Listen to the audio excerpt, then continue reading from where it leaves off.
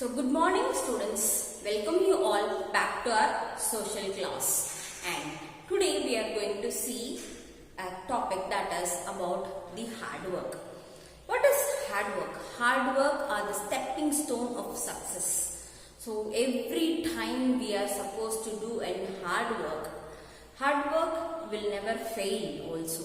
It will fetch us to the fruit of success. Okay, so the hard work is essential at this particular time. Every time when we sit for studying, it is really hard.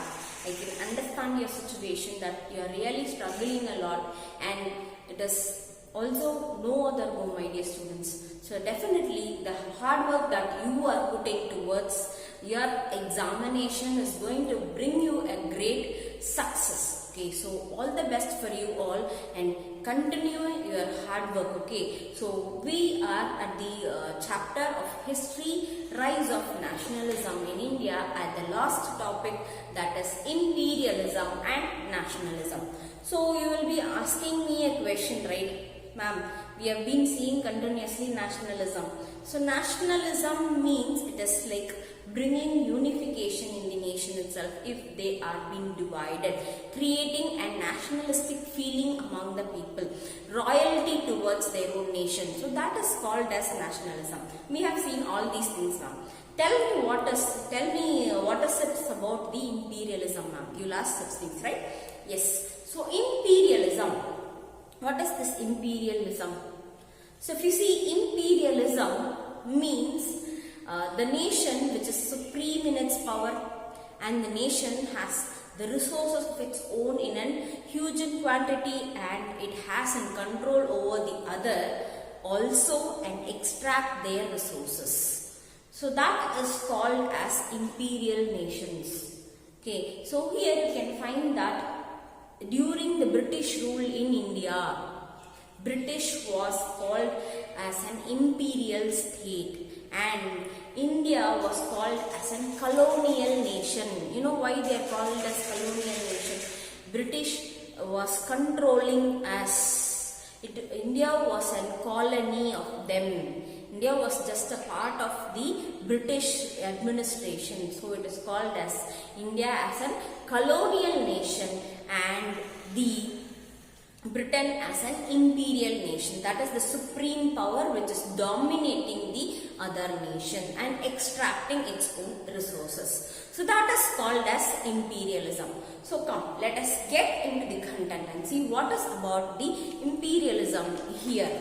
So here you can find that many of the country were been trying to have an independent nation, form a nation state. So all these processes have been going on. You can find that slightly in the quarter of 19th century, the nationalism was no longer prevailing among the people, and instead they have started moving to the idea of liberal democratic sentence. So they have started moving into that, and first half of the century was a narrow creed which was being there for the people, and during that period there was so much of increase in intolerance which was happening. Increase in intolerance means people were not ready to accept what is happening. They just wanted to have a peaceful mind. Okay, and there was also so many people who have been ready for waging wars during the 19th century, and the major power was the European power. So this European power was also prevailing as a supreme power over there and manipulates the nationalistic aspiration of the subject for the people in Europe in further their more as imperialism. So what the Europeans did, you know, they have supreme power at that time. They were manipulating. Manipulating means saying the idea of nationalism in different means to each other, and they wanted them to be under their control.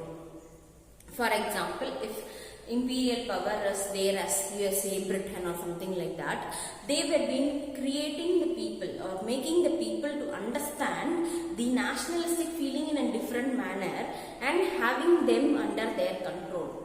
That is called as the thing that was happening in 19th century.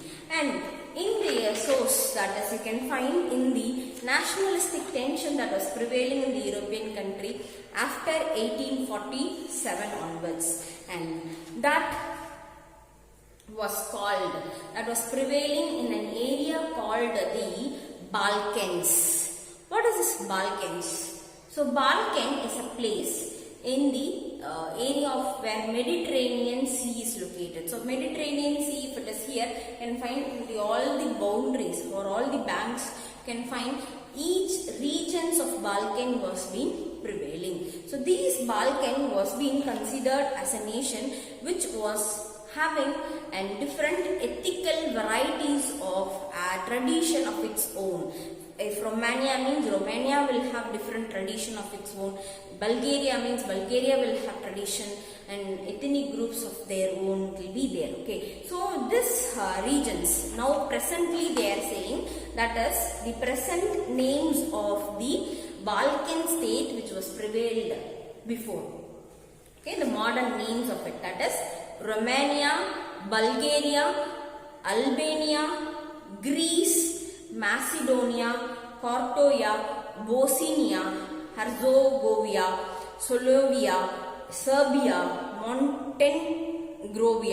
All these are the areas of the Balkan states and they were commonly known as the Slaves. S-L-A-V-S. Slaves. It is not slaves, slaves. Okay, so you can find that this Balkan region was under the control of Ottoman empires. Ottoman Empire means the Turkish government, Turkish rule. So they were under the direct control of the Turkish rule. And at one point of time, you can find that this Turkish empire is getting weakened. So when it is getting weakened, similarly at the same time, you can find the nationalistic feeling was also spreading throughout the European nations. So it even reached the Balkan nations. So all the Balkan states wanted to have their own nation states, and slowly what happened is that when the Ottoman empires were not that much strong enough to have the control over Balkan, each of them, like Bulgaria had declared itself independence, then Albania has declared themselves independent. So like that, each and every region started declaring themselves as an independent regions. So will they stop with that alone? No, they did not stop with that alone, my dear students. What they did is that at that time, this Algeria, Bulgaria, Romania, all the regions, whatever they did is they wanted to still more extend their kingdoms, extend their geographical boundaries. So geographical boundaries, when they are expanding, they had a rivalry among themselves. What is rivalry? Like a small conflict which was existing between the Balkan regions itself. So at that time when each of them are fighting with each other, you can find there comes an European big power. So the Europe enter into that area, and they are supporting each of them in order to gain control. Okay, and if you see here, each of them, the Balkan states, no, they were being jealous with each other. They wanted to extend their own kingdoms, hoping that their territory, expansion of territory, might bring them so much of strength, power and money. That is what is their thing. And during this time, there was an internal rivalry which was happening among the European powers. Over even the European powers, they have been having a rivalry because of the trade and colonial aspect. So if Europe, America is there, Britain is there, USA is there, America and USA are the same. USA, Russia is there. So what happens is that each of them wanted to have more number of colonies under their control, and they wanted to have increase their trade. That means all the people in the European countries should buy their own products. So that kind of rivalry also prevailing in the Europeans. And the European nations even had rivalries, even as well as they had the naval and the military power was also existing among the Europeans. And this rivalry was existing and unfolded in the between Russia, Germany, England, Austria, Hungary. So what happened is that this was continuously holding the powers of each other, and the extent extending its own control over the area. So what happened now? If Russia is supporting Albania and Germany is supporting Austria or the Greece, like that, each European power started supporting one another in order to expand their kingdoms. Already they have a rivalry because of extending their colonies and trade. So it had even reflected in the expanding kingdoms of the Balkan states also. So this was still more getting worsened, and this was continuously struggle which was also happening, and in 1840 this led to the First World War. So this was the reason for us to have the First World War, and this World War has been met, and the nationalistic feeling and the imperialistic feeling was also arised. But meanwhile, you can also find that the countries had been colonized by the European countries. So meanwhile, when the war is also happening, you can find many of them had colonies. When First World War was happening, India was under the control of Britain, right? Similarly, other places were also under the control of Britain, like Africa was under their control. Other areas like Australia, many of the places were under excuse me. So under their control. So what they did at that time is that, so the concentration was much on the First World War, because the World War it is. Who wins will become the supreme power in the European nation. So the people started concentrating on the war instead of concentrating on the colonies.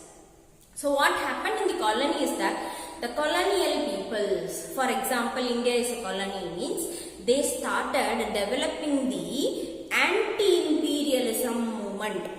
So that is what is the beginning of the rise of nationalism in India. So the peoples have been struggling to get independent from the supreme power and make their own administration. So that was also done, and that had led to the rising of the anti-imperialism movement in all the colonial countries. And you can also see that because of this anti-imperialism movement, the struggle for the independent nation formation was being done, and it inspired everyone, the sense of collective belongingness forbidden by the imperial states, European idea of nationalistic feeling. All these things made them to have a rise of nationalism, and they organized themselves into a nation state by accepting the natural and universal concept.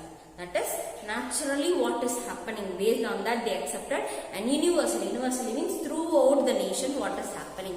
Based on that, everyone started accepting it in a great manner. So that is what is about the rise of nationalism in India, students. So by this, the chapter is over, and if you have any doubts, you can contact me. Okay, students? So by this, it's over. Thank you, my dear students.